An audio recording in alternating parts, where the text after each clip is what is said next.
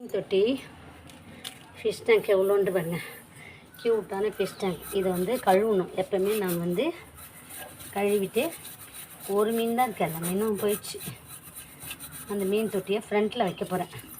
எப்போயுமே நம்ம வந்து வீட்டு வாசலுக்கு முன்னாடி கொஞ்சம் சுத்தமாக நல்லா மங்களகரமாக வச்சுக்கணும். ஏன்னா மகாலட்சுமி அதன் வழியாக தான் வீட்டு வாசல் முன்னாடி வழியாக தான் வருவாங்க. அதனால் நம்ம எப்போயுமே வீட்டு வாசலை வந்து எப்போயுமே கொஞ்சம் அழகாக மங்களகரமாக வச்சுக்கணும்.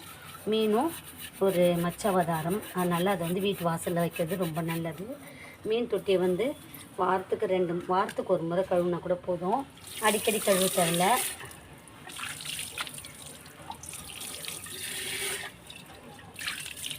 மீன் தொட்டி கழுவிட்டேன். நாங்கள் வந்து இது வந்து வீட்டுக்கு முன்னாடி வைக்கிறது தான். இவ்வளோ நாள் நான் வீடியோ அது போடல, வீட்டுக்கு முன்னாடி எப்படி டெக்கரேஷன் பண்ணணுன்றது. நான் இன்றைக்கி தான் போடுறேன். மீன் தொட்டி கழுவிட்டேன். இந்த கலர் கல்லுங்களையும் உள்ளே போட்டு அழகு பண்ணிக்கலாம். பொறுமையாக போடணும் மீன் தொட்டியில் கலர் கல்லுங்கெல்லாம்.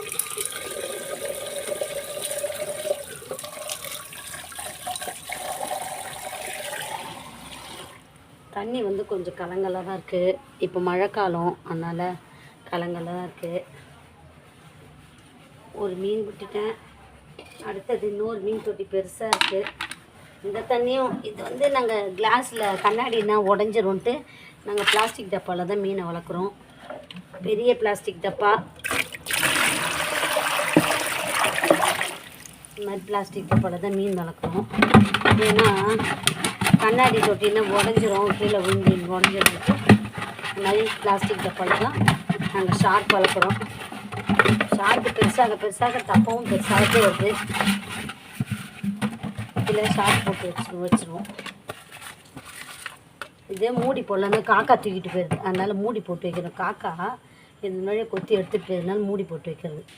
இதே எங்கள் போட்டிக்கோ நான் வந்து இங்கே எப்பவுமே க்ளீன் பண்ணிவிட்டு இங்கே வந்து விளக்கேற்றுவேன். மார்கழி மாதம் விளக்கு. நான் இன்றைக்கி தான் இந்த வீடியோவை உங்களுக்கு போடுறேன். நம்ம ஃப்ரண்ட்டில் எப்போவுமே மகாலட்சுமி வர வாசலுக்கு நம்ம சுத்தமாக வச்சுக்கிடணும். அதனால் இங்கே கழுவி விட்டுட்டு நான் வந்து இந்த இடத்துல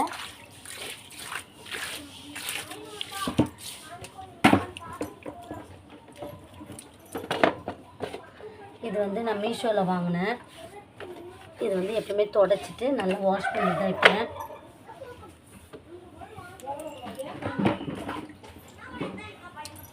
இது வந்து மீன் இந்த பக்கம் வச்சுக்கிறேன்.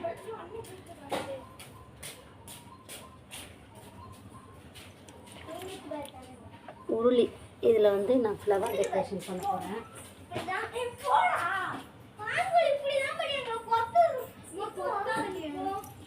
இது வந்து விளக்கு,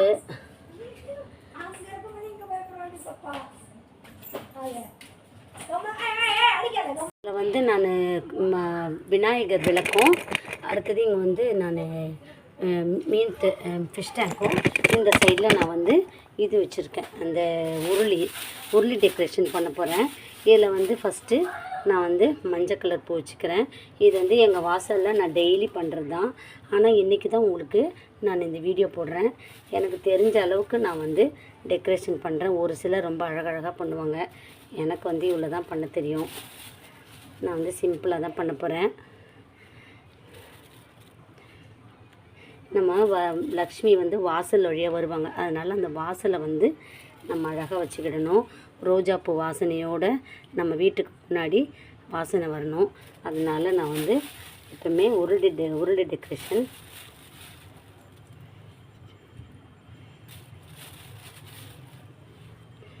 இப்போ நான் டெய்லியுமே இந்த பிள்ளையார் விளக்கு ஏற்றுவேன். இப்படி நான் வந்து டெக்கரேஷன் பண்ணி வச்சுருக்கேன். எப்பவுமே ஃப்ரண்ட்டில் போர்ட்டிக்கை வந்து இப்படி தான் இருக்கணும். ஃப்ரண்ட் வியூ வந்து நமக்கு ரொம்ப அழகாக இருக்கணும். இப்போ வந்து ஒரு 6 மணிக்கு விளக்கு ஏற்றிடுவேன். நம்ம வீடு மட்டும் அழகாக பற்றாது, இந்த சைடில் போர்ட்டிக்கவும் கொஞ்சம் அழகாக வச்சுக்கிடணும். அதனால் நான் இந்த மாதிரி டெக்கரேஷன் பண்ணியிருக்கேன். இதுக்கு வந்து இந்த மேட்டு போட்டால் கூட அழகாக இருக்கும். அது வச்சுருக்கேன். அது இனிமேல் தான் விரிக்கணும், கிராஸ் மேட்டு. இந்த மாதிரி நான் வந்து க்ரீன் கிராஸ் மேட்டு போட்டு அது மேலே தான் இந்த விநாயகர் விளக்கு, அடுத்தது ஃபிஷ் டேங்க்கு, அடுத்தது உருளி 3ம் இந்த ஸ்டாண்டில் வச்சுருக்கேன். டெய்லி இதில் காலையில் ஈவினிங் காலையில் விளக்கேற்றுவோம். மார்கழி மாதம் ஃபுல்லாக இப்படி விளக்கேற்றுறதுக்காக இங்கே நான் வந்து டெக்கரேஷன் பண்ணி வச்சுருக்கேன். வீட்டு வாசலில் இந்த மாதிரி நம்ம டெக்கரேஷன் பண்ணி வச்சா, அந்த விளக்கேற்றி வச்சா, காலையுமே சாயந்தரம் விளக்கேற்றி வச்சா ரொம்ப நல்லது சொல்லுவாங்க. நாங்கள் டெய்லியுமே ஈவினிங் மார்னிங் விளக்கேற்றுவோம்.